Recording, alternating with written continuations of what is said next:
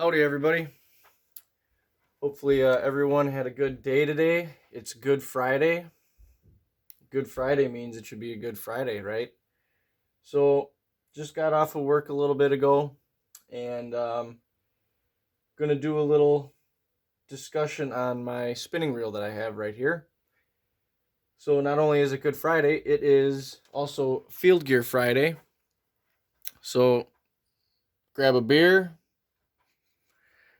grab some Kool-Aid, some water, whatever you drink, and let's sit back and have a little Field Gear Friday discussion on the Shimano Symetre 2500 FL, okay?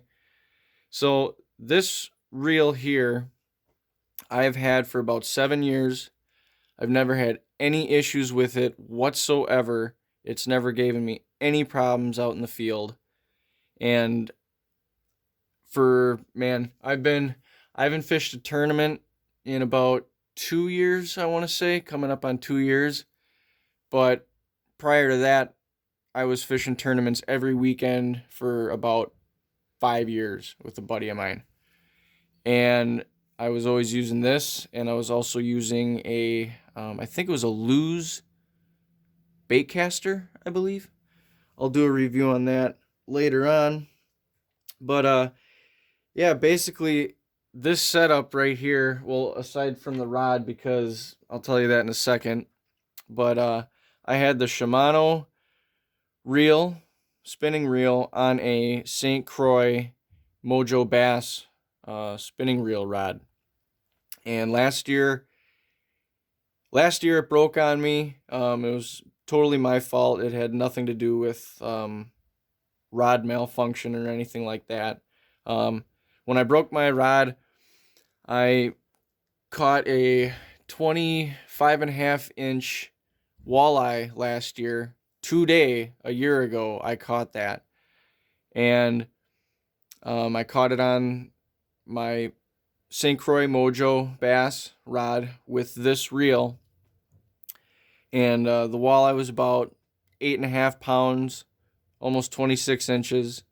And so I caught that walleye, I brought it in, cast it out, and I snagged a really big carp. And when I was bringing this carp in, I was keeping my rod low. I was standing on the bank with some rocks, and basically that carp jerked my rod down a little too far, and I was kind of walking forward at the same time it happened. So it basically put my rod right down into the ground, hit a rock, and it snapped like the first 2 inches off the top. But the rod, the next day, I think my buddy gave me this rod just because I didn't have one laying around. And this is a Shimano Sojourn, and it's a musky rod, medium to heavy rod, and it has a fast action, and it's doing me the job right now. This is the jig I got the walleye on last year. Haven't been out walleye fishing yet this year. Maybe soon, hopefully. I'm kind of working a lot and also concentrating on turkey season. But so back to the reel itself, I'll just give you some specs on it. And the specs are, and like I said, I've never had an issue with this reel ever. It never gave me a problem once. So for what that stands for, it's 7 years old, and it never gave me an issue, and it's still going strong. Take that for what it's worth, I guess. But it's a M compact body design. It has the X-Ship technology for solid cranking power. And it also's got the Verispeed 2 isolation system. And it's 2 different speeds for castability. And you can use this reel for trout, panfish, bass, walleye, bigger species, both freshwater and inshore saltwater. And one of the reasons why you can use this for inshore saltwater is because this particular reel, I'm sure like a lot of them out there too, It's got 4 ball bearings, and then it also has 1 roller bearing in it. And all the ball bearings in this reel are shielded anti-rust. So whatever that means, but they got some technology shielding on there that doesn't make the ball bearings rust. So you can use it for saltwater if you'd like. The drag's 11 pounds. The gear ratio is 6.2 to 1. And the line speed is 35 inches. And the whole reel itself is made out of aluminum. And just some, I guess, some fishing line specs for it, for the test and everything. For the mono test, for 6 pounds, you can get 200 yards on the spool, I believe. And for mono test 10 pounds, you can get 120 yards of line on the spool. And then for braided, I have braided on here right now. It's Power Pro. I can't remember what the test is. I think it's anywhere from, I think I might have 15 on here. I can't remember. I'd have to go look in my tackle box, but I usually ran Power Pro on here just in case if you snagged any driftwood that was submerged, or accidents happen. You cast somewhere and it gets stuck, you can always just hold on the bail, hold on the spool, and pull your lure to whatever it's stuck to without breaking your line every time and losing your lure. It's just a really strong, forgiving setup, basically. But yeah, I mean, I've caught in darn near everything in Wisconsin that I can catch with this reel, and it's done me good for a long time.